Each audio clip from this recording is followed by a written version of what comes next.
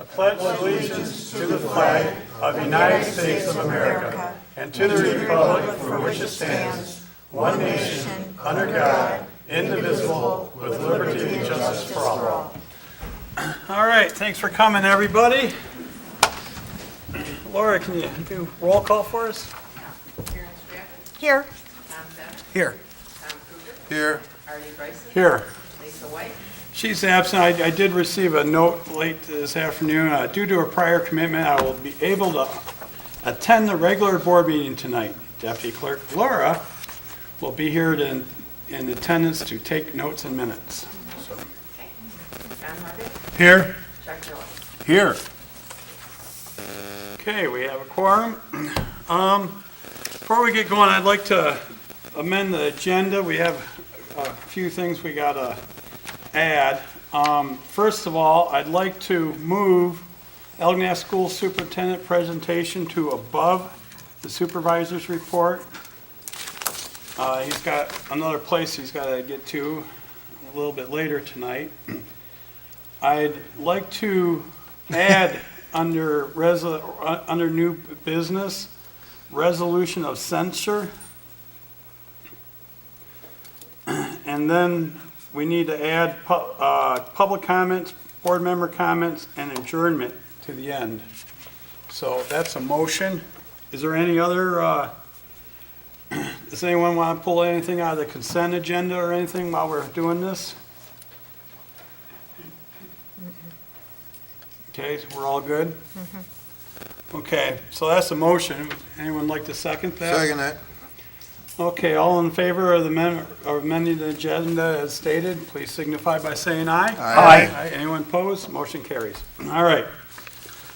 First thing on our agenda, we have a public hearing for Bruckner's Island Road Bridge Special Assessment. I'll entertain a motion to open the public hearing. So motion. Support. Okay, we have motion and support. All in favor, signify by saying aye. Aye. Okay, let the record state it's, 7:32 and a half.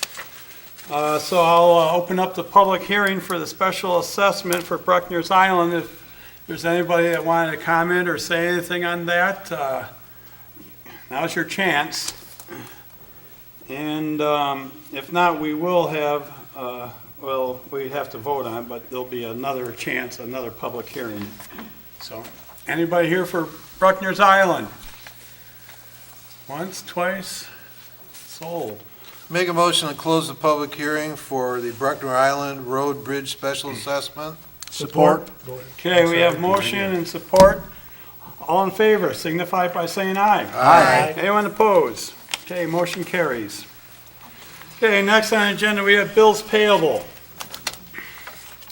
I got a couple things on here. Under general, the last line item, election expense is $300. I'd like to pull that out for right now. I've talked to someone on the lines about that today, so. And then just to clarify, if anyone has any questions, the fire, there's one for ML Chartier, emergency response to Maya Marina. We're gonna be reimbursed by that. I was very confused, and I got a call into Ira Township about it. This is about the boat that burned, the boat fire in Anchor Bay. And it should be Ira's. I don't know why we got it, and I just noticed it here, actually Friday. And, but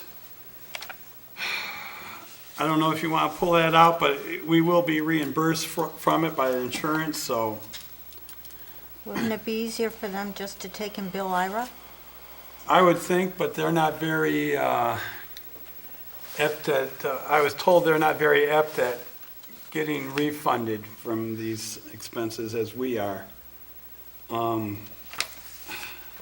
So, Well, then, let's just table it and send okay, it back to we're gonna them. pull that out. Yeah. Yeah. I'm all for it, that's why I'm bringing it up. Yep, let's do it. It's my And motion. and then also, there's $1,000 south side. There was a boat that overturned in the middle channel, and it was leaking fuel, and it was definitely an emergency, and we pulled it out. We're still trying to find the owner of the boat, and it was something that we had to do pretty quick. So I don't know if that will be actually reimbursed or not. But like If I it's say, not, do we keep the boat? yes, Excellent. so. Is it a nice boat? I don't, Just so happens I'm planting a garden. okay, so that's all I had on bills payable. Does anybody have anything else? Yeah, I'll make a motion to approve the bills payable at the adjusted amount of $153,891.08. I do have a question. Okay, All right, that's fine. we got a motion. Anyone Support. wants? Okay, Support, got motion okay. support. Under Police Department, this is something that just popped out to me. 911 training and dispatchers, 40-hour advanced dispatch school. I thought all our dispatchers were fully trained already. What are you doing? You gotta go through phase 1, 2, and 3, and it's a continuing education type thing. And this is for an existing Yes, person that's on board? yes. Okay, Kind thank of like you. continuing education. Thank you. Okay, any other questions or? Hearing none, roll call vote, please. Tom Stevic? Yes. Tom Kruger? Yes. Artie Bryson? Yes. John Harback? Yes? Chuck Miller? Yes? Karen Stratton? Yes. Okay, motion carries. Next on the agenda, we have public comments relating to any business on the agenda. If anyone has any comments on any of the agenda items below, you can get up and state your name and address and your comment. Any public comments right now for anything on the agenda? Okay, Nope. hearing Wait, we got- none. Oh, Consent agenda, I'll entertain a motion. I'll make a motion to approve the consent agenda consisting of the minutes of the October 6th meeting, the Water Department Code Enforcement, Building, Zoning, and Police reports, the Pearl Beach Lions request to use the park, the reapproval of the adoption to change the section on the zoning ordinance 126, the police request to hire the part-time dispatcher, and the police request for data maintenance annual fee for $18.75. Support. Okay, we have motion and support for the consent agenda. Any discussion on that? I just, under bills payable, on the minutes, the first page, I voted yes to approve the bills payable. and No, you didn't. I wasn't here. Okay. So that should be taken off. You have me absent under the roll call, which is correct, but I shouldn't have been voting there for bills payable. Other than that, it's okay. All right, anything else? Hearing none. All in favor signify by saying aye. Aye. Anyone opposed? Okay, consent agenda is approved. Next, I have the pleasure of welcoming the Algonac School Superintendent, John Strycker, right? Yes. Dr. John, Yeah, John's fine. come on up and you got, Thank you. Don't worry, I won't read the whole presentation to you. Thank you.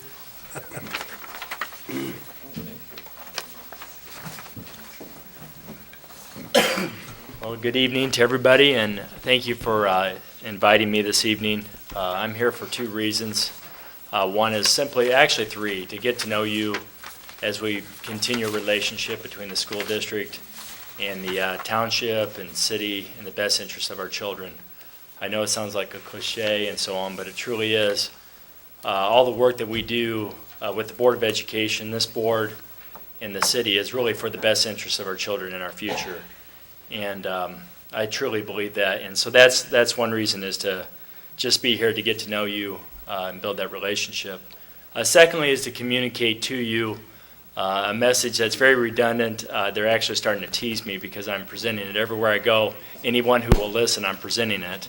and that is the proposed consolidation with the school district. And so I'd like to communicate that this evening.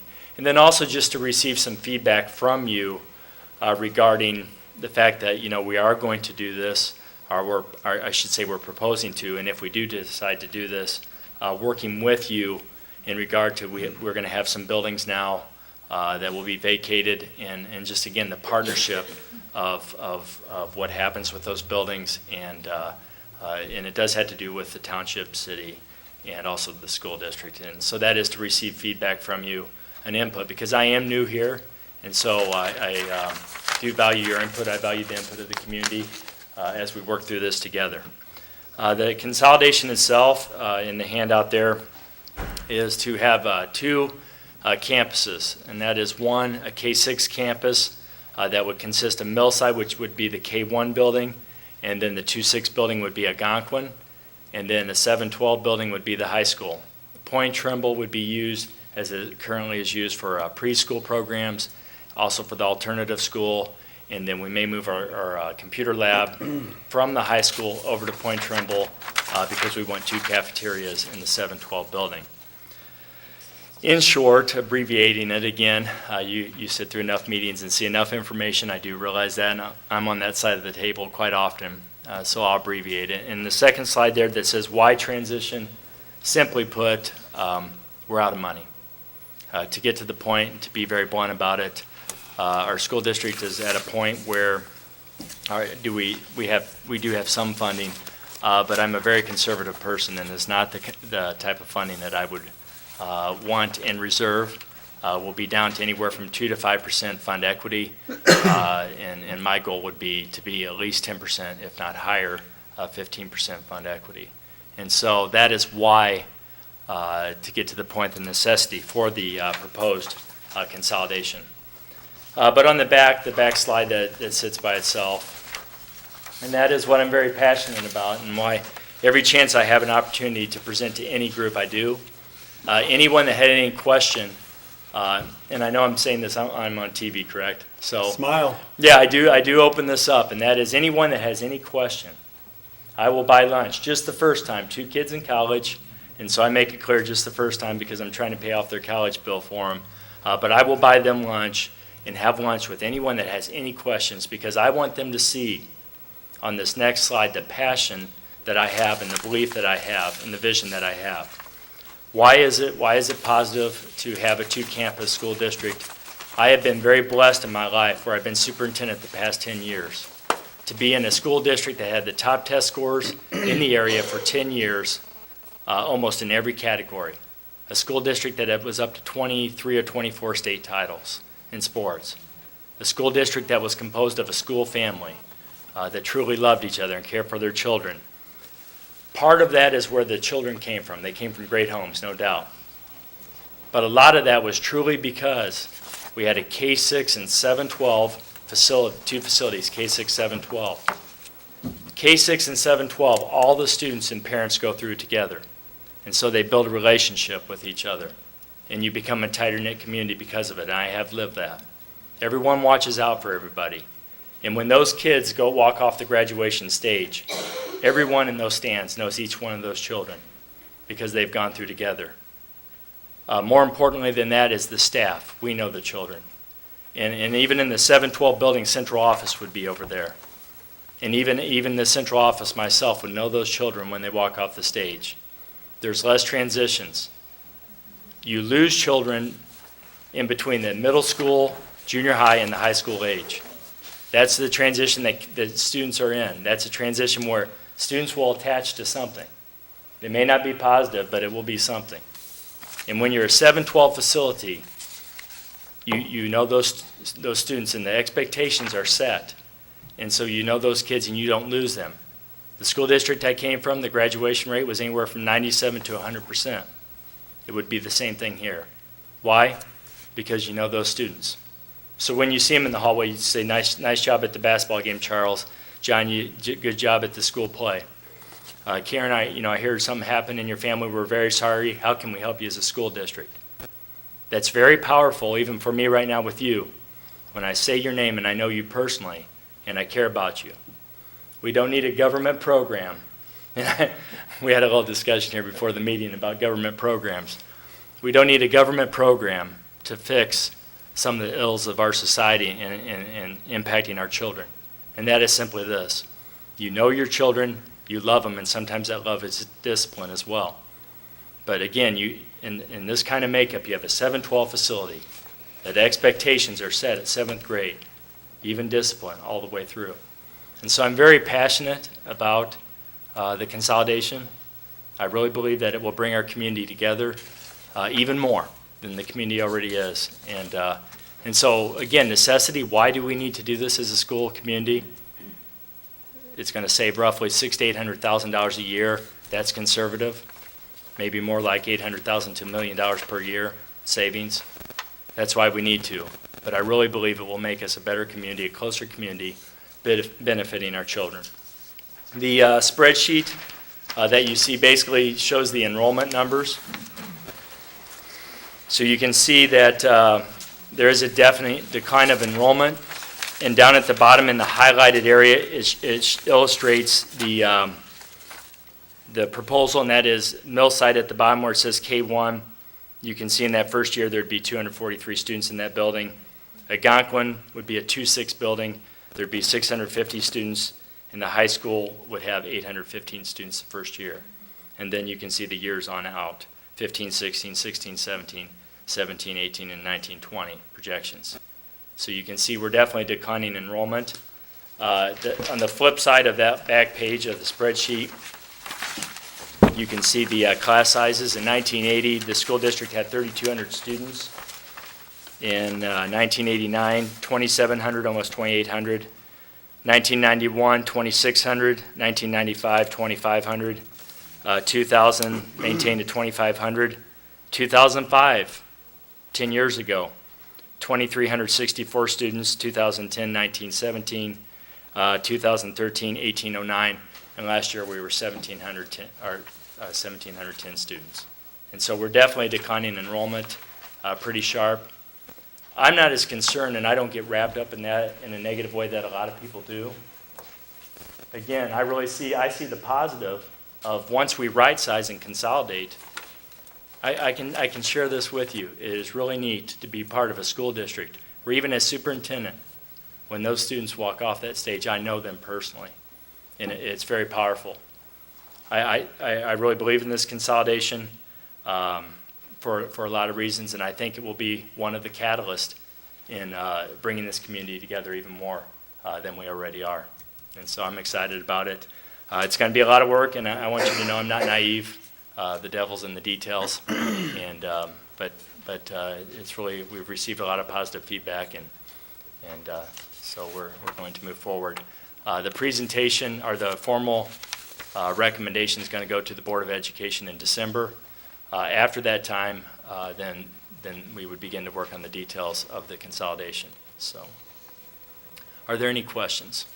When do you plan on, if everything went, do you figure this for next school year? Yes, it'd be for next school year, correct. Hey, John, you mentioned you wanted a 10 to 15% fund equity. What's your fund equity now?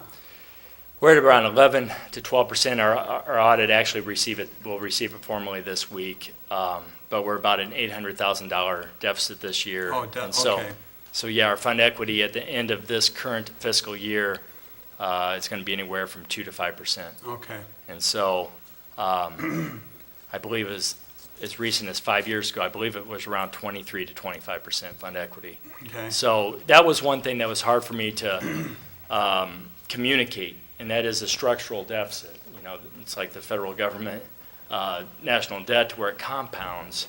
And so if you have $1 million deficit, if nothing changes, it could potentially be at least $1 million deficit, if not a $2 million deficit the next year. Right. And so you can go through that fund equity pretty quick. And so that's why coming in, I want you to know about me, and you don't. And a lot of serious faces look back at me because I want you to know I'd rather have taken time to build relationships with you first. Than You don't have time. Yeah, there was no time because it was a structural deficit, and on the path we were on, we would be out of money at the end of the following school year, the following fiscal year. And at that point, the state of Michigan comes in. in the state of Michigan doing their job, but the state of Michigan, it won't be personal to them. Decisions would be made in Lansing from an office impacting this community. With me, it's personal, and so that's why working together, I'd rather face this head on. So, Right. good question. I've been involved in some downside, well, they don't call it downsizing, they call it right-sizing nowadays. But I know you always lose staff, and that's where the real savings Right. is.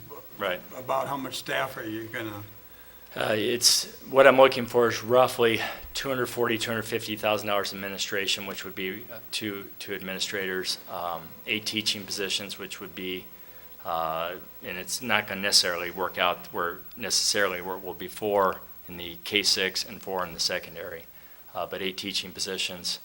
And thank you for saying that. A lot of people don't understand. You really don't save that much from the actual closing of the buildings. no, it's the staff. We'll save maybe $60,000 by turning down the thermostat, so to speak.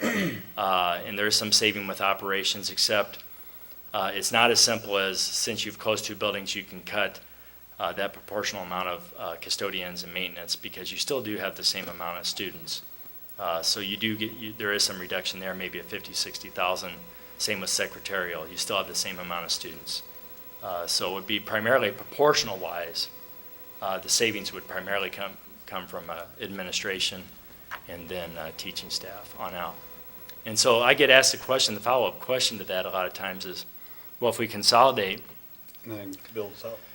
and people ask, will class sizes be smaller because you have your grade levels together? It actually gives you the ability to have larger class sizes. And what I tell people is I want the smallest class sizes possible. So make sure everyone understands that. I do understand that the smaller the class size, the better, the more optimal learning environment. However, I can't predict what the state funding will be and that declining enrollment. I mean, look at those numbers. Even last year, we lost about 100 students. And so the consolidation gives us the ability to adjust to that. But make sure you know I want small class sizes, but consolidation actually gives us the ability to make them larger when we need to, because if you look at the numbers, you can see we have bubbles. You'll have a class of 150 followed by maybe a class of 110, so you have bubbles that go through. The beauty of consolidation is all your sections are together, so you can make those adjustments within the same building. And so make sure you hear that correctly. I want small class sizes. However, am I going to guarantee it? Because as a result of the consolidation, heavens no. It may be larger class sizes because I can max that out according to budget, state funding, and pupil count primarily. I'm trying to figure out where the light at the end of the tunnel is here. But I'm confused. If you are going to save on the order of $800,000 $600,000 to $800,000. consolidation, and you're $1 million in the hole, when are we going to catch up and go positive? How are we going to do this? Well, the teachers, I'm glad you asked that question. The teachers actually opened up their contract, which was unbelievable, because I presented this plan opening day. So here I am, your new superintendent. Nice to meet you. Let's have a good school year. Oh, by the way, we're going to consolidate and cut some of your teaching jobs, and so on. After that, that teachers association had a meeting, and then later on that month voted to actually take a pay cut. They opened up their own contract to take a pay cut. So in other words, there is some savings in there from the pay cut. But that's not in this 800,000. That is not in that 800,000, Okay. correct. So there, So, but I'm glad you asked that, and I'm sorry I didn't answer it correctly, but I do want to make sure I put in a plug for the teachers. Heck, yes, I want to. That shows that there really is a team spirit as we approach this together, but that is correct. But just so you know, and you'll get to know me over time, and probably tease me like everyone else to where I'm very conservative. And so, when I say $600,000 to $800,000, I believe the savings will be more, but I've never gone wrong in my life being conservative. I've seen people go wrong the other way around. So I believe the savings could be after the first year, because the first year we'll have to put some money back into the buildings to make the middle school appropriate for elementary. But after that first year, I really think it's going to be more like $800,000 to $1 million. So, yeah. Do you anticipate the cost of busing to greatly increase? Yes, that will increase. So that Actually, will offset some of the $600,000 to $800,000, or did you take that into account? I've taken that in consideration. So that's why I'm using the figure $600,000 to $800,000. And It's at just- least gonna be one additional bus route, I do know that. And just say the kindergartners and first graders out in Fairhaven, how long will they have to spend on a bus? It's the same, and, I get that question often, and it is the same that the 6th through 12th graders are now. And so it's whatever, to answer the question for people watching this, Okay. it depends on when you get on the bus, when you get off. So if you have in your neighborhood, and you're listening to this tape, a student, or know your neighbor or someone that you know has a student, it's whatever their time is now for the 6th or 12th grade.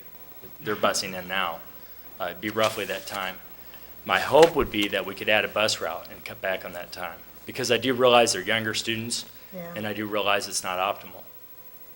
And know this about me, and again, this is the downfall of you meeting me tonight, and I'm coming in with this presentation. I'd rather have came in and say, hey, I'm John Strycker, I have 2 kids in college, nice to meet you. But this is one of the downfalls of coming in with this presentation, is that I want you to know about me that I know this is not optimal.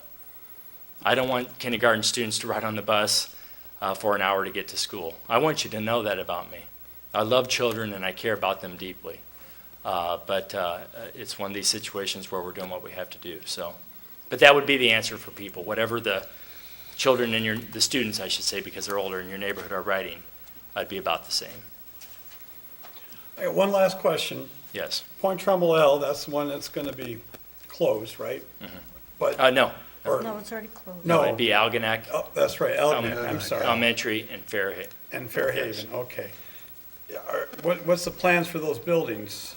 And that's where, and I met with the city on this, and that's where my commitment to the city, township, and the school board and school community is that we'll work together.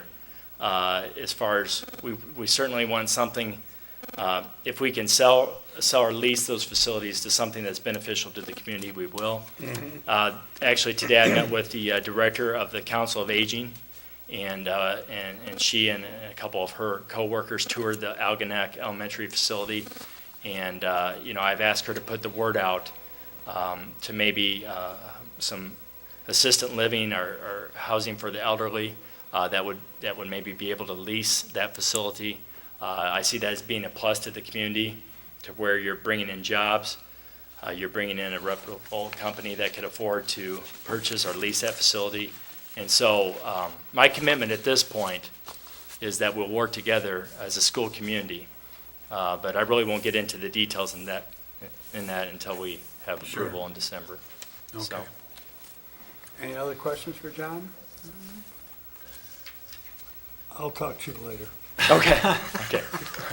All I right, could see, I felt there was a question coming, so I have, but that's fine. it troubles me, so. All right, okay. all right, thanks a lot, John. All right, Thanks very for your good. time. Yep, thank you. Thank Nice you. to meet Thank you. you. Good luck. Nice If meeting you you. need anything, let us know. All right, thanks for having me. Yep. All right. Now for the phone. Next on the agenda is my supervisor's report. And this is going to be, say at least, an interesting report, out of the normal. And the first thing, I'm going to talk about our current IRS issues, but I want to tell our board, I'm going to go through a little presentation at the end. If you have any questions or comments, wait till I'm done with this section. Anyone from the public, please wait for public comments. And needless to say, what I'm about to tell everybody is very disturbing. As a taxpayer, I'm mad as heck. And as an administrator, I need, the way I really feel, I'd have to have a beeper out here, and because it wouldn't be fit for public. It's deplorable, and so help me God, we're going to get to the bottom of this. Originally, I wanted our auditors to be here. They couldn't make it. They're going to be at our next meeting. So, but I didn't want to hold on to any of this information any longer. trying to be as transparent as possible. Give you a little history. I think, I'm not sure exactly, around 2007, 2008, it was actually 2 administrations ago, we were subbing out payroll to paychecks, and they brought it in-house. And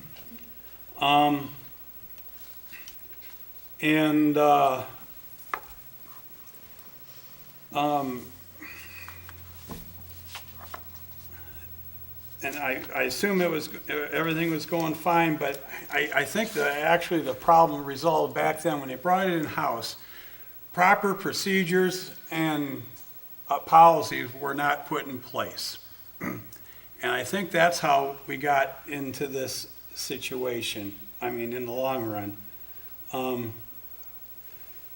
Back in August, Tom Kruger, the treasurer, told me we got maybe some possible issues with payroll. Tom made a phone call to the IRS, I made a phone call to the IRS, and they were confirmed. Right then and there, I ordered an audit on our payroll.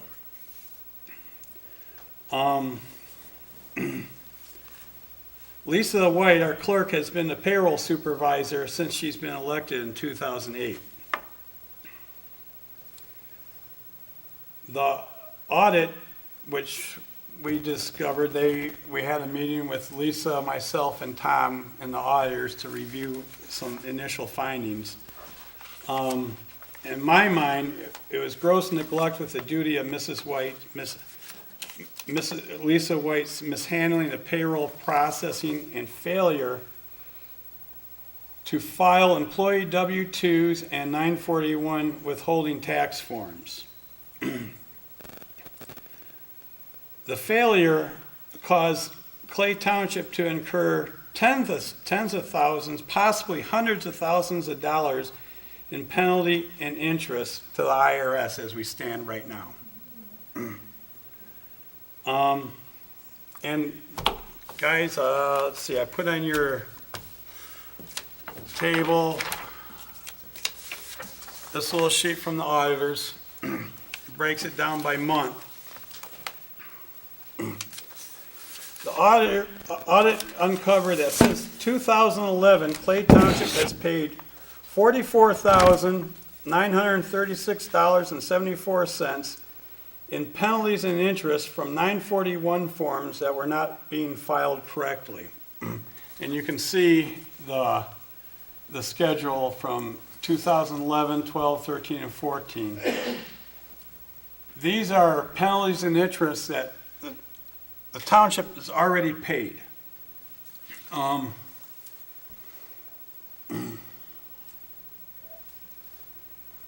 And we're not going to get it back. Our clerk, Lisa White, did not report the payments of these penalties and interest charges to our Board of Trustees. And I have a real problem with that. It went unreported.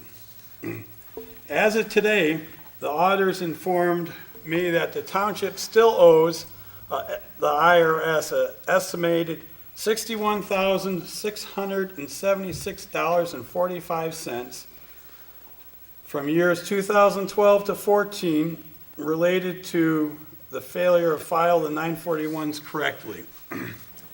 Let's see if I can explain what happened, and the auditors will do a better job next time, our next meeting when they're here. When we do payroll, it depends on the amount of money that's withheld, and correct me if I'm going astray. Depends on the money that's withheld, you have to pay the federal government what you're owed. Now, I remember when I had a company with a couple, 3 employees, I only had to pay quarterly. But the more money you withhold from your taxes, the larger your payroll is, will determine you have to make these 941 payments, more often. In the township's case, every payroll that we do, we should have been making a 941, a payment on the withholding taxes. We weren't. What Lisa was doing is, at the end of the quarter, she'd file a 941 and make one large payment of the withholding taxes. Now, and I'm going to say, the amount that she paid was the correct amount, but it should have been, instead of once every 3 months, it should have been every other week when we do our payroll. So what happened, the IRS was expecting monies to be deposited basically every other week. So in a quarter and 3 months period, you would have 6, 7, 8 payrolls. And every payroll we had, it would generate an error where they expected money and they didn't get any. Then another 2 weeks, expected money, we didn't get any. Then at the end of the quarter, they got a whole bunch of money. The IRS didn't know what to do with it. So what happened, they applied it to the interest and penalties from the other 2-3 months prior. And so it got out of whack. And it's been going on that way since 2010. And it snowballed, and the other problem is too, Lisa would receive a bunch of letters from the IRS saying, 941s we have a problem with it. They weren't filed correctly. And as far as I'm aware, Tom's aware, everyone's aware, there was no action taken. So anyhow, let me finish. So did I say that, okay, we owe $61,000. The $61,000 that we owe, that number is likely going to go up because the IRS is still finishing processing our most recent failures to report. The auditors filed, or basically they filed a stay. I said, we got to stop the bleeding. And so the IRS agreed to put a moratorium, I guess you would call it, on future fines and penalties until we can figure this out. How am I doing so far? Right on, Ernie. Okay.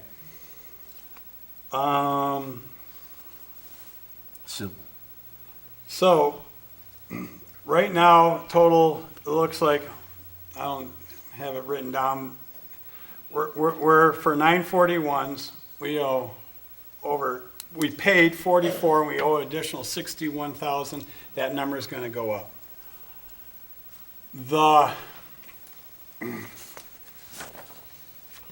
I just found out today that we have to file our MES, is it? UIA, unemployment. The unemployment taxes.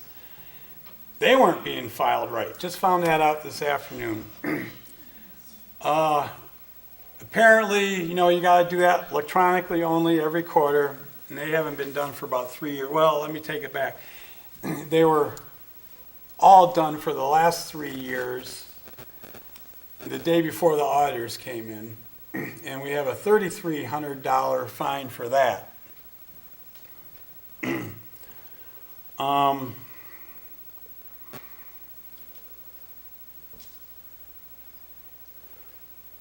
Okay, that's one of the problems that we have with the IRS. The second problem is our W-2 forms were not filed correctly since 2010. Hold on to your seats. These are civil penalties. And the IRS right now, in penalties for failure to file these W-2 forms correctly. And the IRS, they said it's a $50 per month per W-2 fine. We have about 100 W-2 forms that we generate.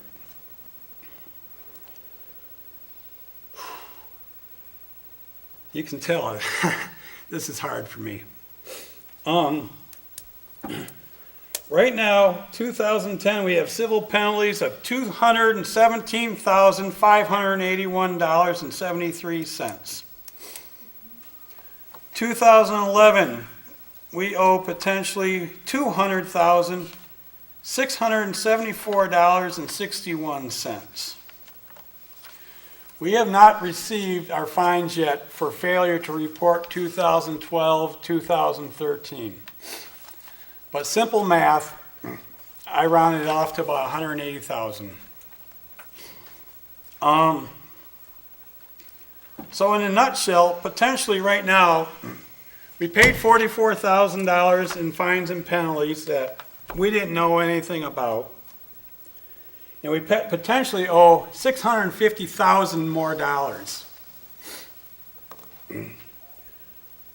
And the whole thing was not reported to this board, to me, to Tom, to any of the other supervisors. She served again alongside two other supervisors. Well, Tom was one of the supervisors, another supervisor. Since 2010, Ms. Lisa White received many notices from the IRS. At no time did the IRS did she come to any of the supervisors that served alongside of her. She never asked help from Tom, who's a CPA, nor did she contact the township auditors about the IRS issues.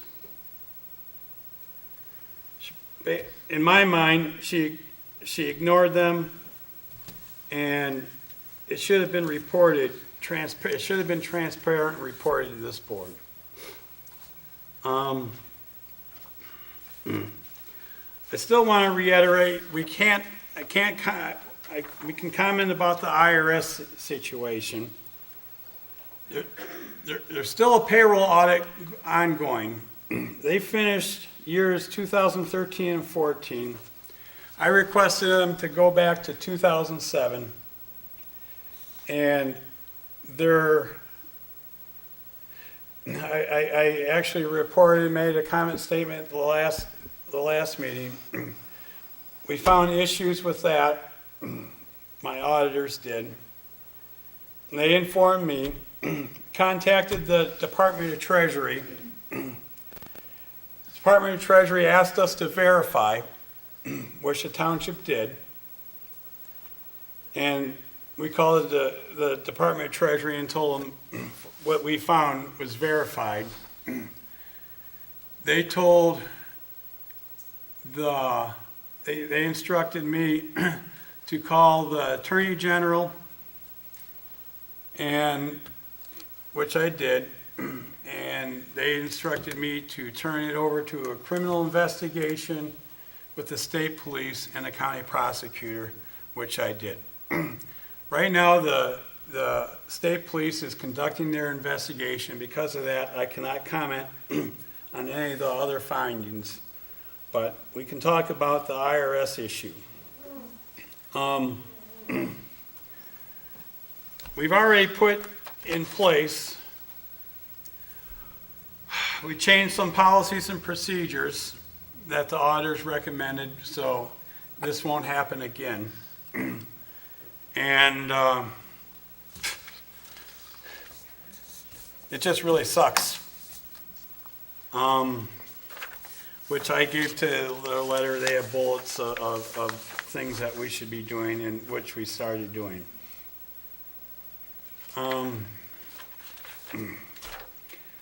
Basically, we told the IRS our only real argument is incompetency. We messed up, and basically that's what we told them. We're negotiating, see if we can get some of these fines reduced.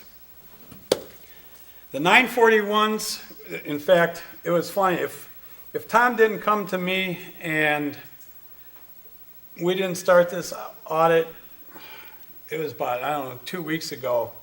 A guy from the IRS came knocking on our door and looking for me, and that's when we would have found out. Since then, they call it a revenue officer. It's basically a debt collector. And we just started talking with them and explaining our situation. We're claiming that that it was incompetency, and we kind of explained what the clerk did. She thought she was filing the W-2 forms correctly, but she was not. And in our meeting, remember, I asked the auditors, if I was the IRS, I would say, well, okay, we can understand you making a mistake, but why'd you wait 4 or 5 years before you call us? We don't really have an answer for that because that's what happened. And we put in one of the policies and procedures, anything from the IRS now, Tom gets the mail, he opens it and gives me a copy of it.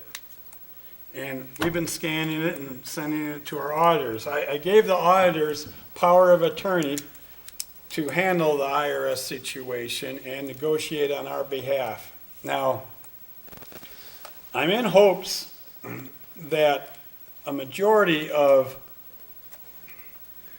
the penalties and interest for the W-2s will be waived. We don't know. I don't know. Nobody knows. I'm in hopes. None of the $44,000 that we unknowingly paid, that's money that's gone. The $61,000 and this number will go up some for the 941s. Hoping to get some of that waived, but we don't know. It's a crapshoot, and the auditors say it's a lot harder to get these fines and interest waived from the IRS. We're talking to them as much as we can. Basically, this is taxpayers' money, and to me, we're all batting on the same team, the IRS and everybody else. So, that's it in a nutshell. It's a tough situation. Any questions from the board members? No, but just to add a couple things, the $61,000 of federal tax and penalties due, as they say, a lot of this is federal tax. It isn't all penalties. So these were amounts that were due on these returns. We owe it, and it hasn't been paid yet. However, some of it was paid erroneously, and the IRS didn't know what to do with it, and they sent some of it back, actually. So, we did receive a check back from the IRS with no explanation for $47,000 about 6 months ago. And that is probably part of this $61,000. However, reiterating what Artie said, the penalties for the non-filing of W-2s is usually a simple matter. I'm a CPA, like Artie said. I've dealt with this before. The IRS sends you a notice. You say, uh-oh, I forgot to do it. I'm sorry. I was on vacation, whatever. Give them some kind of an excuse to hang on, but respond to them properly and timely. That wasn't done. And I'll read to you this sentence from one of their notices. It said, "We received the forms W-2 you submitted, which balances your case." In other words, everything's fine. However, there was no explanation or reasonable cause as to why your forms W-2 were not submitted in response to all the previous notices. As a result, the civil penalty remained on the account. In other words, we got them mad because we haven't responded to them all these years. And, I'm sorry to say, this situation wasn't discovered until I noticed, because I get the mail, that there were a lot more notices coming in from the IRS, and I started opening them. And a few months before all this came to fruition, I told her, I said, with these W-2 things, you've got to, we didn't receive any notices for the 941s, but the W-2s, I said, you got to get them to them. And she said, I did that already. I said, well, evidently you didn't, because they haven't gotten them. Call who's ever on here. So after a few weeks, she did that, and then I got that notice saying that the civil penalty wasn't waived, and I called the IRS. I said, what's going on here? And that's when she said, we've got 2 or 3 more years of W-2s that aren't filed, we've got 941s that aren't filed, and that's when I brought it to Artie's attention, and we started the payroll tax audit. There are 2 audits going on. You know, they're separate, okay? Like Artie mentioned, one is for these payroll taxes, and then there's a separate audit going on, call it a forensic audit, if Forensic you will, payroll audit. that is auditing payroll, focusing on a few people within that payroll to confirm or to find out if there's been any problems. Shenanigans is a nice word.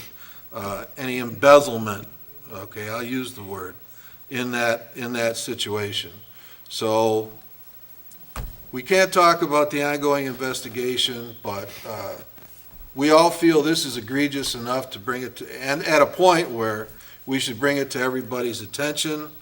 You know, Artie and I, we didn't get any sleep for a couple days when this first came out, because we couldn't believe that we were in this kind of a shape in this situation. But there it is. You know, there isn't much we're going to get back. We've got to pay all these things.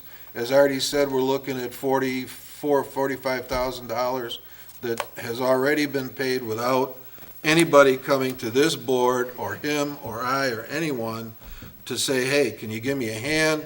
What's going on here? Can you help me? I've got to pay a penalty. Should we take it to the board? None of that communication was ever made. None. And, you know, when I took over for Jay in July of whatever it was, 2011, this situation obviously was going on. I'm sitting in the next office, and she never once said, Tom, I got a problem with this. Can you help me out? Nobody brought it to our attention. Now I'm not using that as an excuse. We should have procedures in place to find it ourselves, but we didn't.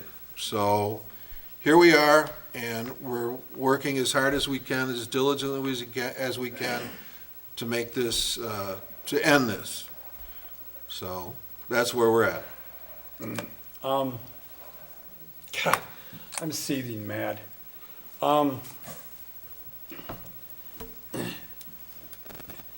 But, and people are gonna say, well, how come you didn't see the check, or this or that? All these are electronic transfers. And remember in the first budget I did, the line item, it was fringe benefits. And there was 6-8 things in that line item. There was all payroll taxes in fringe benefit line item, healthcare, optical, insurance. I mean, there was a whole host of things that should have been split out. And after that, you know, I did split that out in my budget. I think maybe we would have caught it then if that was, but, you know, I don't know if that was done prior. We don't see checks on these payments, it's electronic transfer, am I right? Yep. And under the general ledger, it just comes out of, it was just being logged as normal payroll taxes, where it should have been logged as payroll taxes and penalties and interest on a separate line item, and that wasn't being done. Statutorily, the clerk is responsible for keeping the general ledger. So, and that's it in a nutshell. Karen? Can I ask a question? Is she currently coming to work, and if so, is she doing her clerk responsibilities? She is coming to work. She was here, I don't know, 6 hours today. Some days she's only here for an hour or two. I want to tell everyone too, that although it's a challenge, Tom and I have been very busy, and our office staff has. The township's still running. The elections, thanks to Laura, our deputy clerk, she's been busting her butt on this election coming up. And I'm confident that that will, I mean, that's a big concern of ours. I was in communications with the county clerk to see if we did at some point need additional help with the election, that it would be available.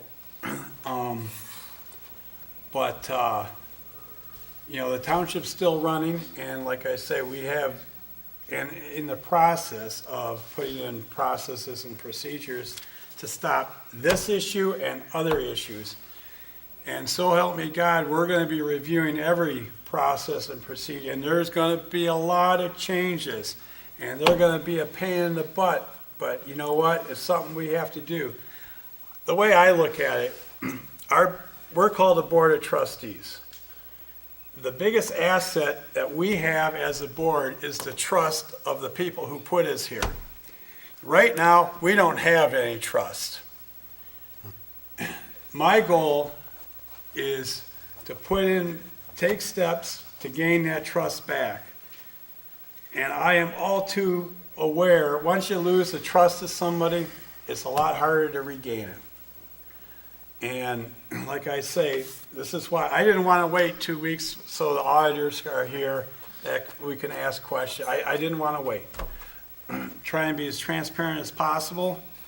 And like I say, I think back in 2007, when they first brought it in, the proper processes and procedures weren't installed back then. So that's the point. That's why we got to review the way we do everything, because maybe we don't have a problem, but if we have if there's a process that we should have in place and we don't, we might not have a problem because of that today, but somewhere down the road, there will be a problem if it's not done right. I think our auditors have been doing a great job, but I want to reiterate it's been hard on the office staff. And they've really come up to the plate, and they're really pitching in to make sure everything's running good. So, Right, but is she doing what the clerk is supposed to do? Are we still allowing her to do this type of things? she is clerk until, she by statutory, she is clerk till either one of 3 things happens, 4 things, well, maybe 5. She is clerk until A, she resigns, B, there's a recall by the people,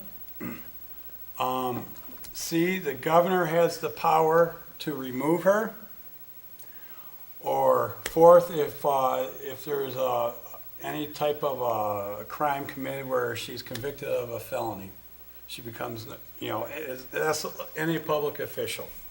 Those are the only, or 5, I guess, heart stops beating. Mm-hmm. But that's the only way that she would become not clerk. While she's clerk, she's the keeper of records. She's the keeper of the general ledger. She has a lot of power and authority. She runs an election. I cannot stop her from doing her job. I cannot keep her from coming into the building. She did get an attorney, and she told me that I wasn't to talk to her personally. If I needed to talk to her, I'm supposed to do it through her attorney. Try running a business like that. That's it in a nutshell. And I'll tell everybody, I wrote a letter to the governor explaining the situation, asking him to remove or suspend her. I have not gotten a reply yet. I don't anticipate that happening for quite some time. I was told that no governor has ever suspended a public official. I guess they were close to doing it with Kwame. But then they decided that it's moving pretty quick, and he's going to be convicted of a crime, so Granholm decided not to suspend him. So, but I asked our governor to either remove her for gross negligence or suspend her. And I'm hoping to get 10, 15 minutes to sit down with him and go over the situation. So I'm doing everything that I can in my power to change the situation. Artie, Yeah. with all things said, have we stopped the bleeding temporarily? We stopped the bleeding from the IRS temporarily. We have a, I guess, what would you Okay. call it? A moratorium? Yeah, And I can't remember the period of time. I was talking to the auditors, and they said, because actually, we've been trying to, the auditors have been trying to get a hold of the IRS for a couple, 3 weeks. No luck. I was calling our revenue officer, leaving a message every day, so is our auditor that's handling this portion of it. And just last week, we finally got a phone call from them. And so we're probably going to have to renew the time. about a week or two, so to stop, so there's no more bleeding. Continue to Right. stop the bleeding. That was our first issue, which we did, and like I say, we formed this letter that was sent to the IRS, explaining the situation and how we got into this situation, what we plan to do so we don't get into this situation again, and we're groveling and asking for forgiveness. well, and we also, the state police took her computer away, Yeah, number one, so she has no access to our system. yeah, I don't know if we can go into that or not. Oh well. And then we took her off all of the bank accounts, and Yeah. wire transfers, Yeah. check signer. It was Immediately. in my power to remove her from the bank accounts, in which we did. So, Who is co-signing the check now? Deputy. deputy, Just the deputy and the clerk? The deputy clerk and then, Either me or you? or okay. Kathy. Treasurer. Okay. And Kathy's doing the payroll. I'm doing all the payroll tax returns. yeah, and it's been a challenge. What can I say? Artie, I got a headache. So what we John- know right now, I'm just gonna take a stab at this, is the clerk here has so far cost the taxpayers, I'm gonna take a stab at $750,000 after we figure out the penalties from the other 2 years? Potentially, Potentially, okay, so potentially 700. $700,000. And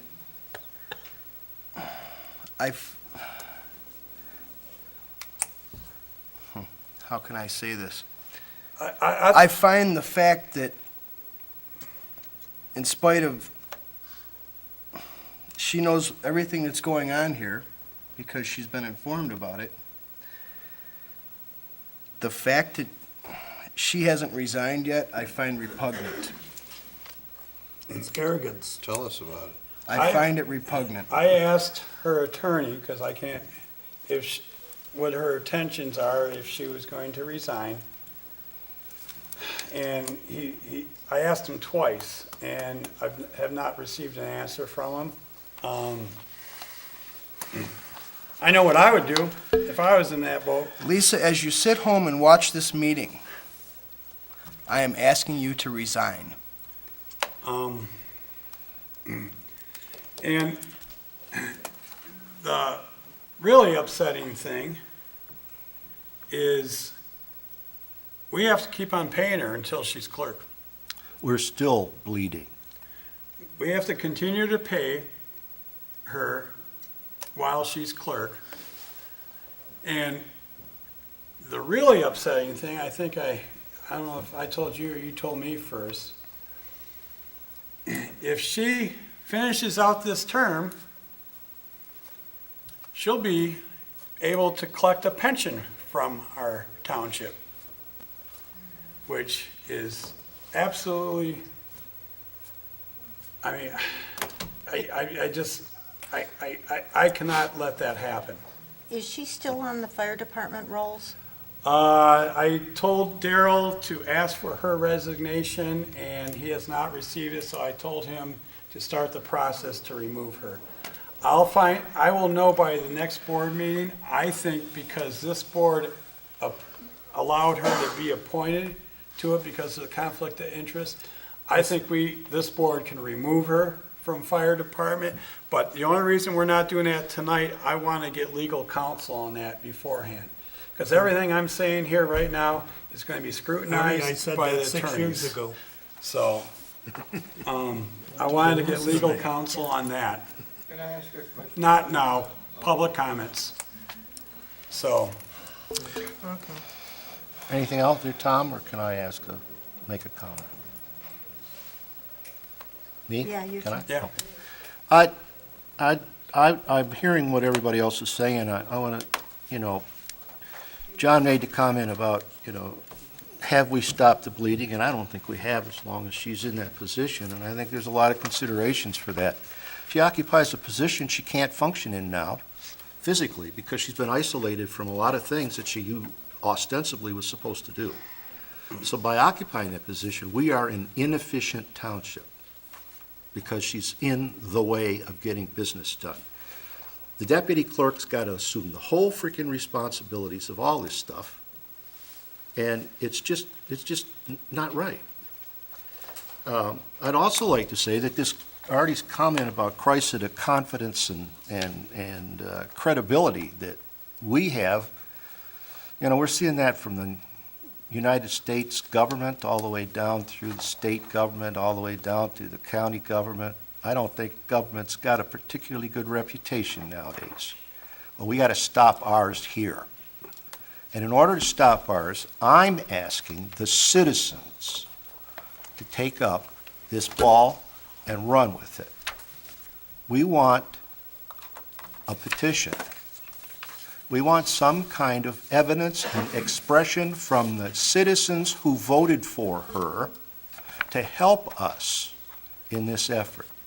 You should be as livid as we are, if not more, because she violated her oath of office, and she essentially has done this With your to money. us all by not resigning, because she knows that she's going to sit here until the governor gets around to it, or some other activity happens. We need your help. Just to educate you, Chuck, Worth Township has a situation, they're up in the thumb, where their clerk has become disabilitated. I think there was a heart attack or something.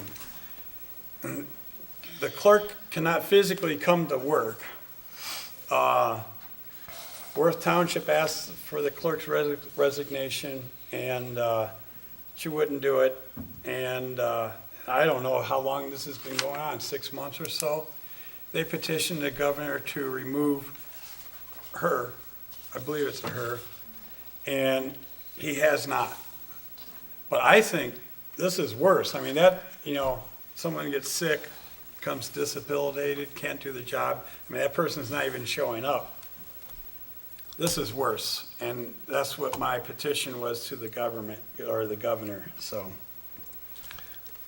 Well, my problem is that the citizens can elect elected officials, but they cannot rise to say that the elected official that they thought they could trust, they can no longer trust.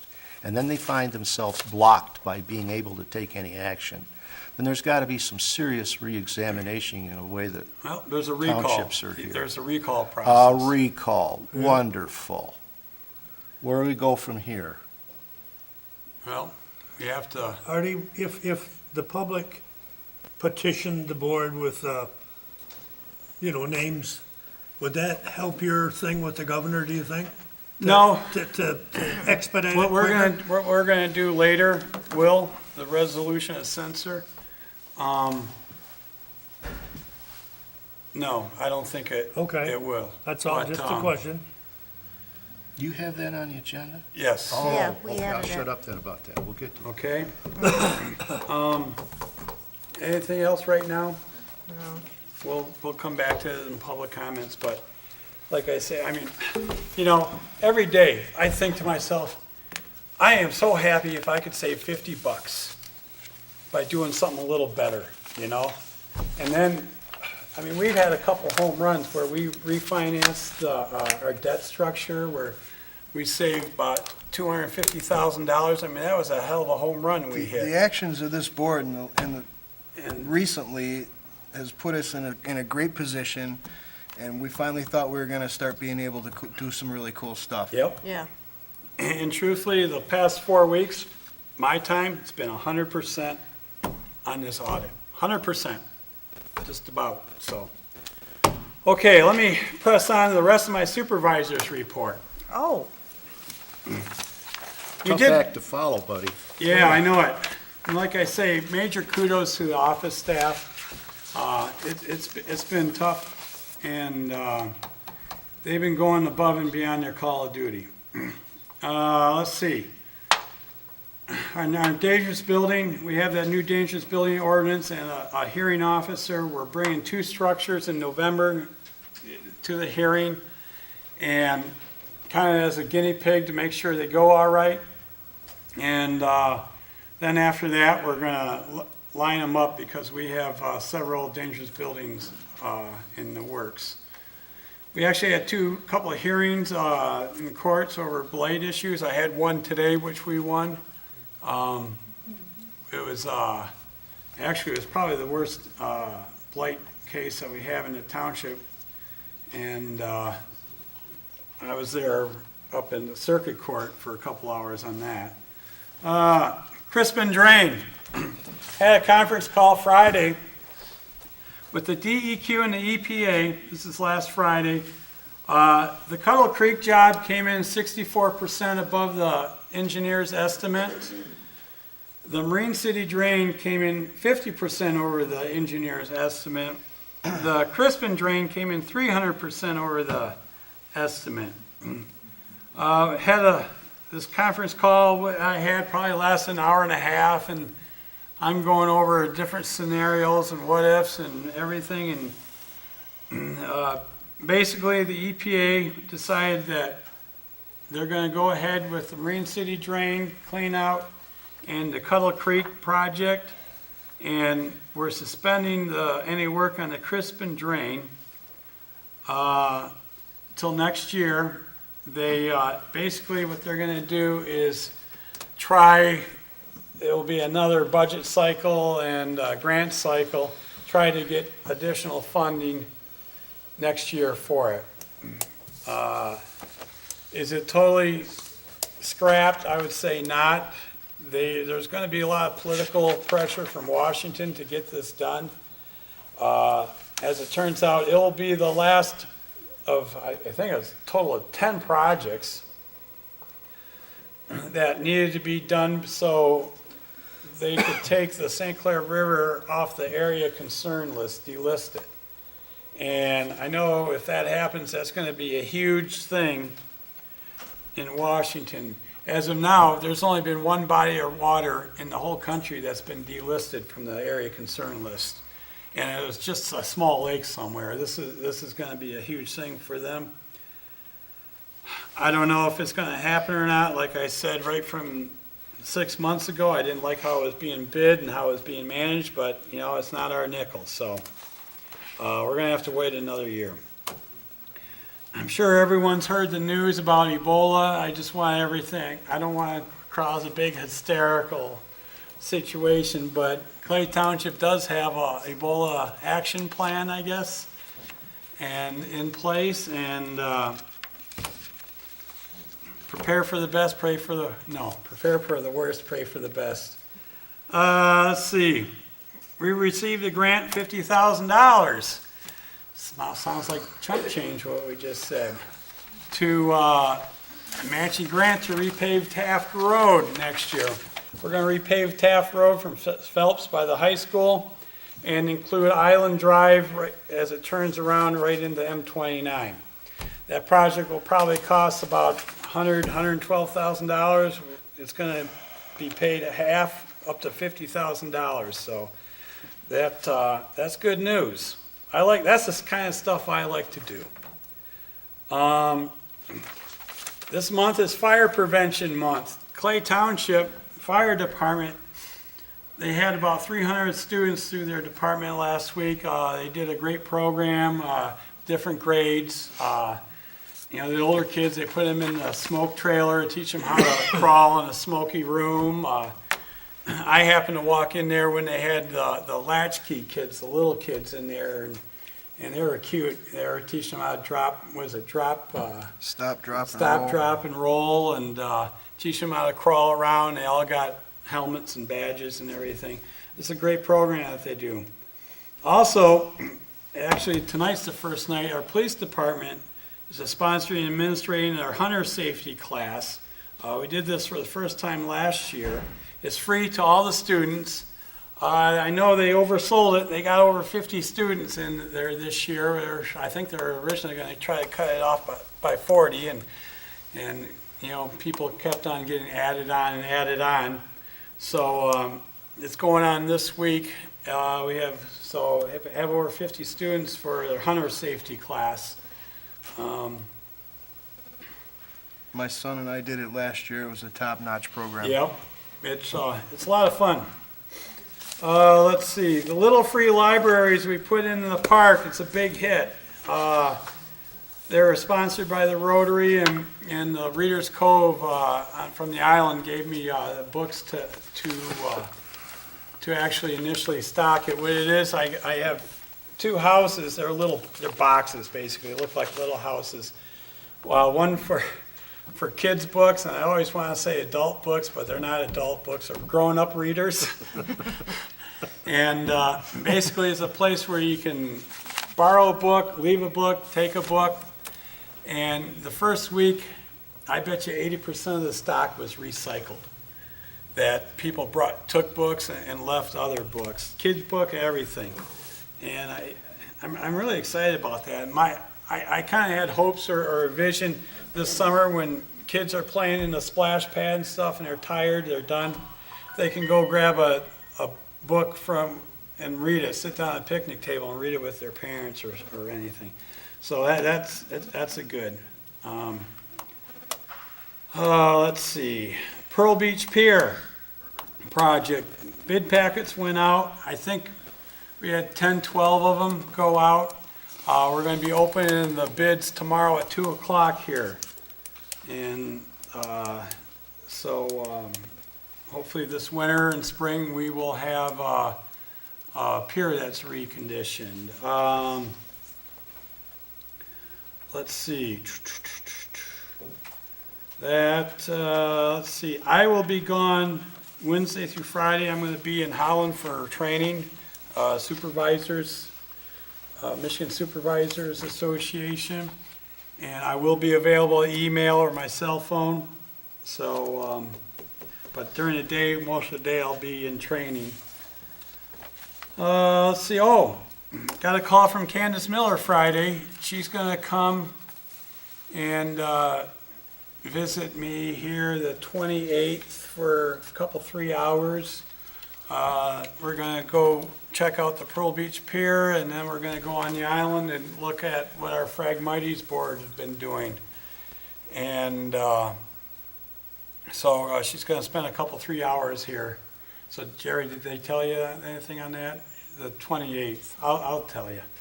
So, all right, that's all I have today. I know it was a long supervisor's report, I'm sorry. So, all right, been talking a lot. Okay, unfinished business, we have none. New business, next thing we have is Resolution 2 to proceed with Bruckner Island Special Assessment. I'll make a motion to, for Resolution 2 to proceed with Bruckner's Island Special Assessment. Support. Okay, we have motion and support, and as you can see, they had 86% of the people signed up, and they fulfill the requirements that our assessing department has, so. Any discussion on this? Artie, I was under the understanding that we weren't gonna do any more special assessments. No, we changed the guidelines, as you recall. That's, I guess I didn't recall, that's why I'm asking. Yeah, what would happen would, and basically, two things with this one. The township was doing their special assessments all wrong. And they've been doing them for years. And I know it's an easy and convenient way to get things done, and I can certainly appreciate that. With Bruckner's Island, the township was making a large mistake, because we were collecting the money and just handing it over to their association, and that was totally wrong and illegal. So we're not doing that anymore. What they have to be doing, they have to be for specific projects. Road maintenance for this or that, and with quotes. We just can't be a collection agency for their association. As you recall, we'd get a lot of people, they would get 51% of the signatures that come in, or just make it, or they just get enough to make it, then they would stop getting signatures. And then we'd put out the special assessment notice, and we'd have the township boardroom filled with people saying, I was never told that you were gonna do this, and they're all mad at us. I remember. I mean, several times, not just once. Almost got in a fight. And, you're raising my taxes and this and that, Again. and so that's why we changed the guidelines from 51 to 75%. But are we still responsible? Oh, yeah. Oh, yeah. And we're not required, we do more special assessments than anybody, than the rest of the county put together. We have about 35 of them. Most places, they might have 2 or 3. They work great if you're gonna put water, or extend water, or repave a road, a private road or something. We do it for canal cleanouts, we do it for snow plowing, we do it for a lot of things. And quite honestly, the township hasn't been doing it right. So we revisited that about 4 months ago, and Bruckner's Island fulfilled all the requirements. Even though they fulfill all the requirements, we as a board, we don't have to approve it. We're not bound to approve it. But, like I say, it is a good avenue to get things done. I just want to make sure that most of the people are on board.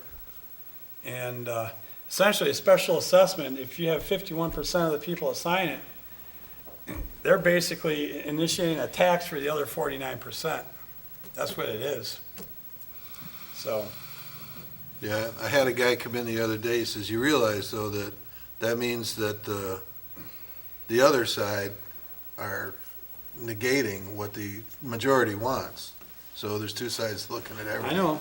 But what we did do, the other thing we're hoping is that between the 75% and the $1,300 now that we're charging everybody to do a special assessment, it will eliminate a lot of these small, special, highly contested special assessments on some areas that maybe a lot of the people just don't want it. So that's why we changed the rules the way we did, and because we weren't doing them properly, so. Yeah, I mean, if they get 75%, I don't care if it's small, and I say, personally, let's just do it.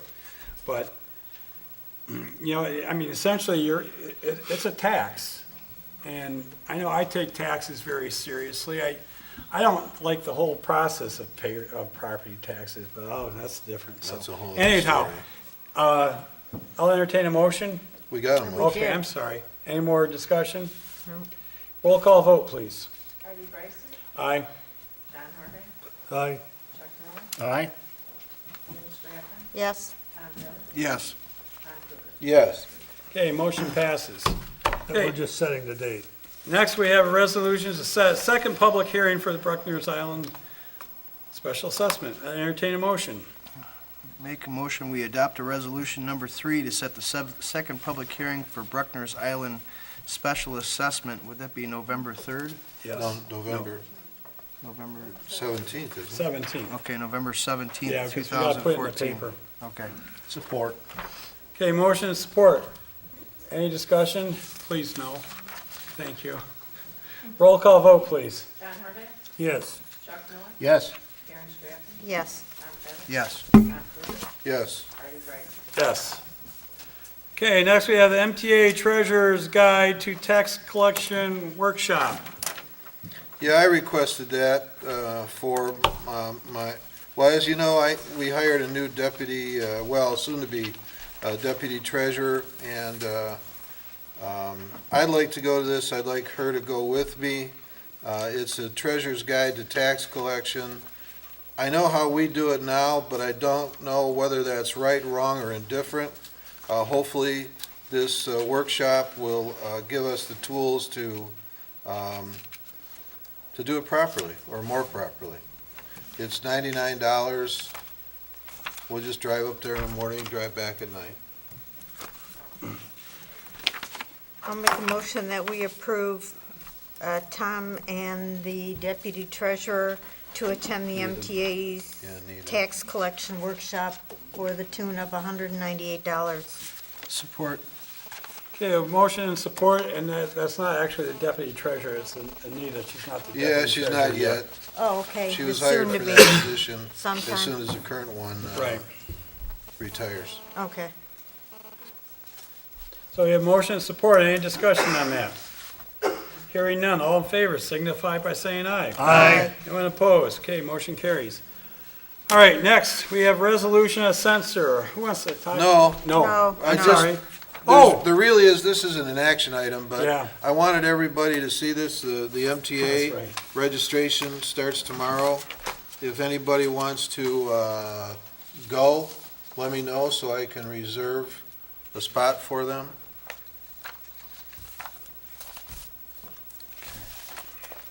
Okay, if you want to go, get a hold of Tom Let me know. before tomorrow, 8 AM. Okay, next, resolution of censor. Mr. Fetter, you want to read this? My voice is, Sure. okay, have at it. Loudly. Okay, resolution of censure. Minutes of the Clay Township Board, County of St. Clair and State of Michigan, held in the Clay Township Boardroom in said township on the 20th day of October 2014 at 7:30.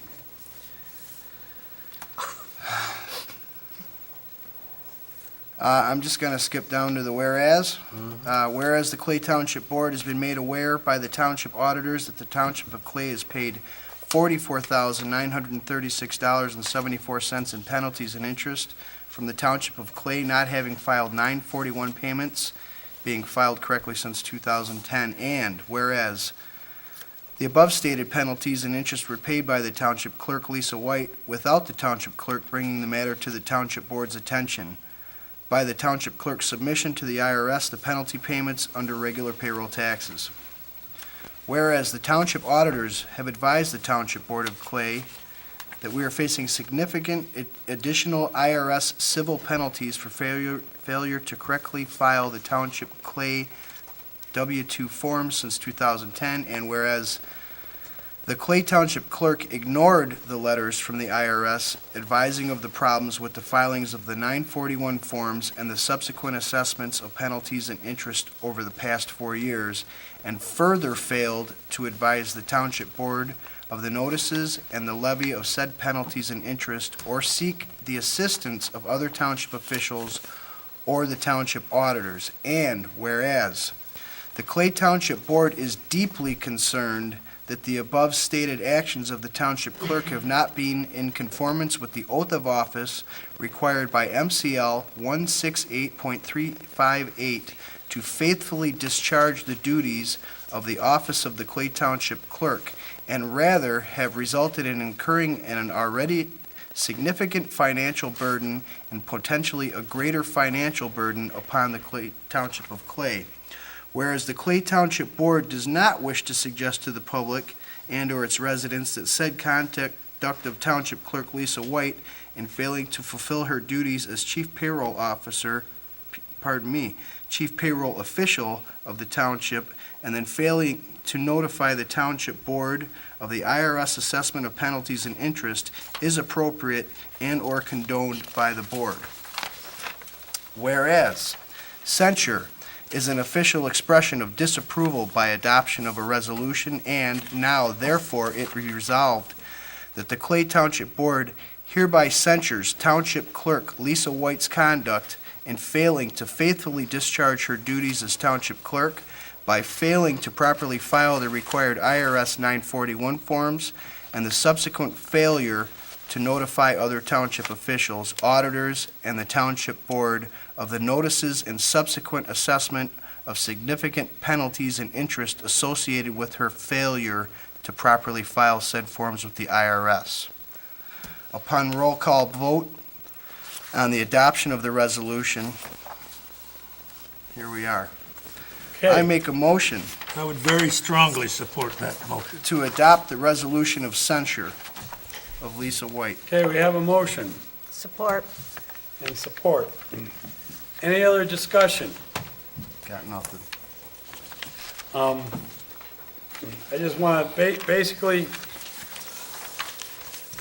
this is our board saying that we don't condone what was being done.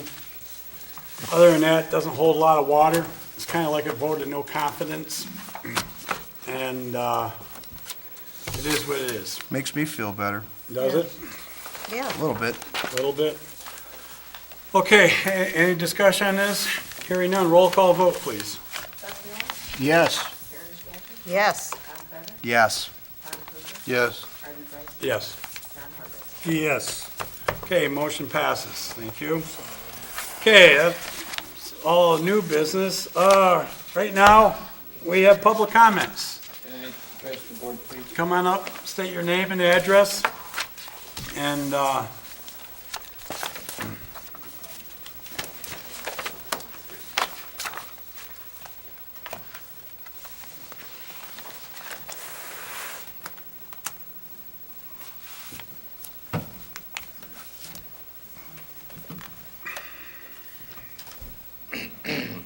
Dr. Leonard Kasparowitz, 6603 Dyke Road, Algonac, Michigan. I would like to say that in view of all the disheartening episodes that are occurring in our township, it's disturbing that we're going to get stuck with such big penalties. When I served on this township as a trustee, we used to have many discussions and audits like every 2 months. Perhaps if we could probably instill that, we could have got a little better handle on what was going on in Ms. White's office. The other reason I'm here is I feel I'm being discriminated against in trying to open up my facility, the Veterans Auto Repair. I submitted pictures to Mr. Bryson. here they are if anyone wants to see them. There is no recent development that wants to convert a piece of property into a park. I would like to show the township officials what they propose for me to do to open up this facility. It wants to make my place look like a park. The piece of property is very nice.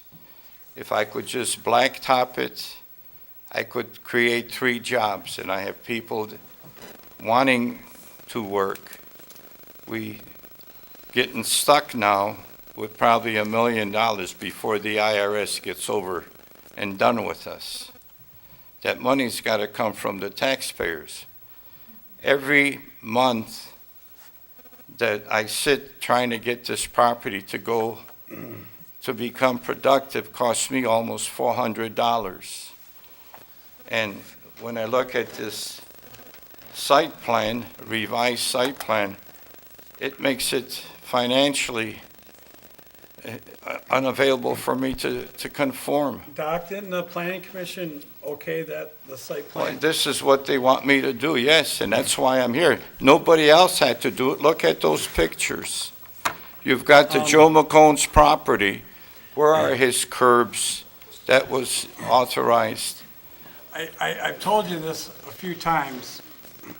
The proper process, if you don't like what the planning commission tells you to do, no, we can't overrule it.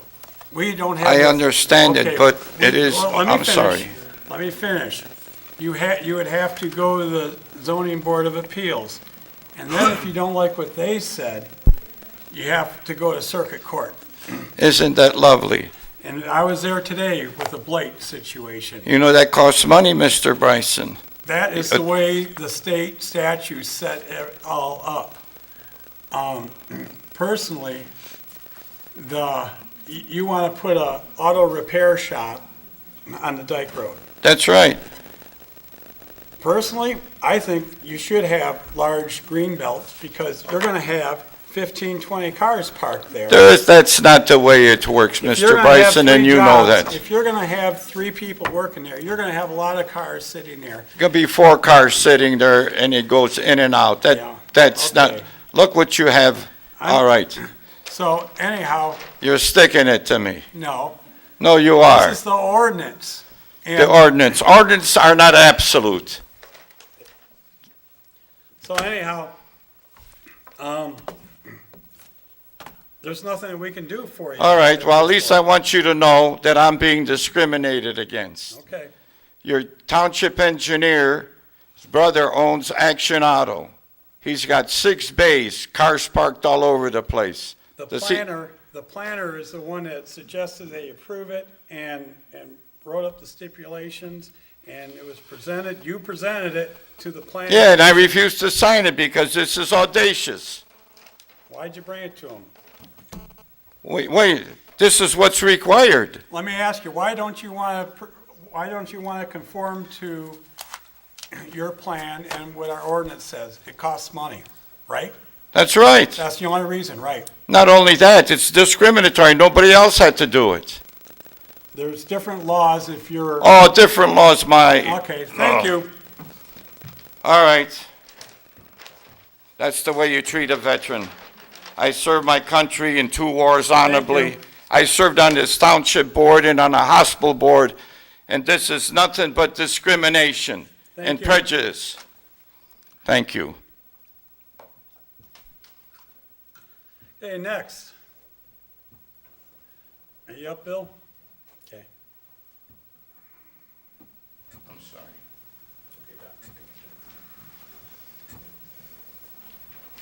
Good evening. Bill Graytop, 9200 North River Road.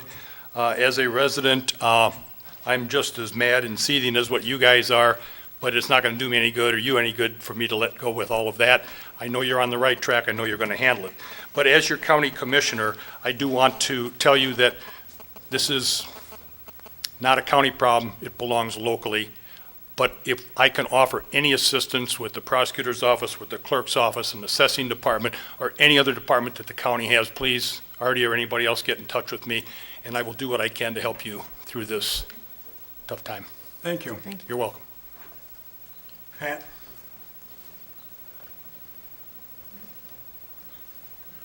Patrick Fian, 1500 South Channel Drive, Harson's Island.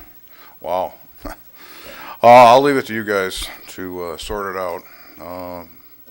Thanks for jumping in front of the train. The only question I've got is, what changed in 2007, 2008 that kind of enabled this to happen? We were outsourcing payroll with paychecks. And when you outsource your payroll, the company that you outsource it with, make sure all your W-2s are filed, the 941s are filed, 940s, your state, your unemployment. And when we brought it in-house, we brought that responsibility in-house too. Okay, so that changed. The only thing I would suggest, if you haven't already thought of it, is anytime any official gets a request like we've gone through with the IRS, they said, you know, hey, where is this? And it should immediately be kicked up to the next person. Yep, you know, I get a letter, I'm suing the township. What do?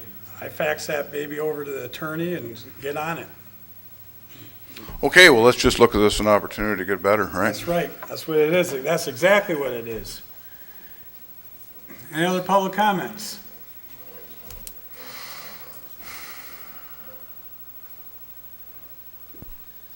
Nancy Licata, 1825 South Channel Drive, Harson's Island. I just have a quick question. How was Lisa trained? And who trained her? Well, I mean, you stopped using paychecks, and I assume that was a financial decision. And my question to you is, this doesn't excuse her, and don't think for a minute I'm just as upset as everybody else. But what kind of training did she have, and who oversaw what she was doing? well, it's ironic, Tom goes to MTA conventions all the time, I jump at any time, any training that's available. Lisa chose not to get trained. I can't force her to get trained. She works for you, the people. She doesn't work for me or Tom. She only has to answer to the people. She chose not to get trained. Were the people informed that she refused to get trained? Comes out of election time, that's why you vote. Well, what can we do now to get her to resign? Talk to me afterwards. All right.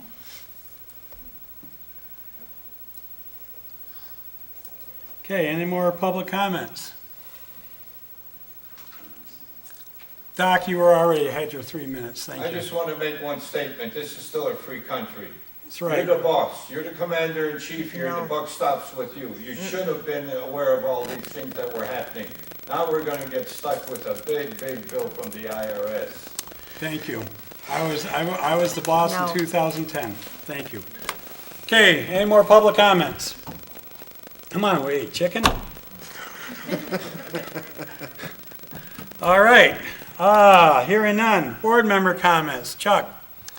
Well, I'll just answer a piece of Nancy's rhetorical question about who was in charge. I think we need to reiterate here, the way that the general township is organized by the legislature, the 3 elected officials operate at their own volition. And if you want them to tell you something they're doing, or you want them to give reports, it's completely up to them as to whether they do that or not. Understand that, please. I think it's a mortal flaw in the system at the legislative level, Mr. Graytop. Okay? So there's got to be some changes here, because this board only has so much control, if you will, and it's rhetorical, quite frankly. If Lisa White didn't want to tell us what she was doing, she didn't have to. And if she didn't want to go to get help from Tom Kruger or Artie or anybody else, she didn't have to, because she worked for you. Yeah. The citizens elected her, and she would tell you repeatedly, she works for you. Sorry. John? I personally been to a ton of conventions, and I'm still going again. And I've been here a couple of days. Yep. You never get too smart. Terry? I think it's all been said. Flabbergasted. I have nothing to say. Okay, I can't believe that. Tom? I think it's been beaten like a dead horse, but yeah.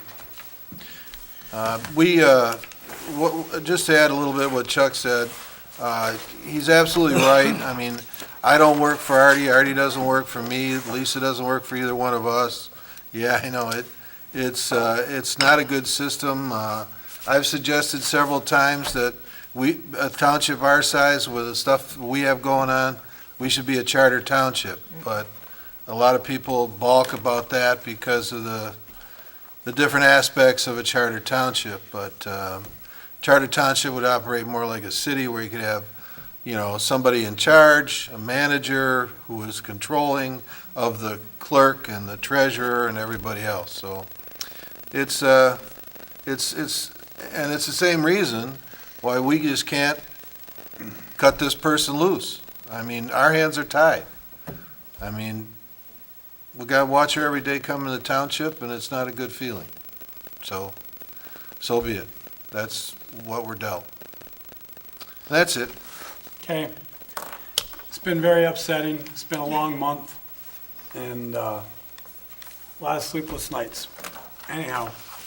Okay, Motion to adjourn. second. Support. Okay, all in favor? Aye. Aye. Thank you for coming, everybody. Thank you.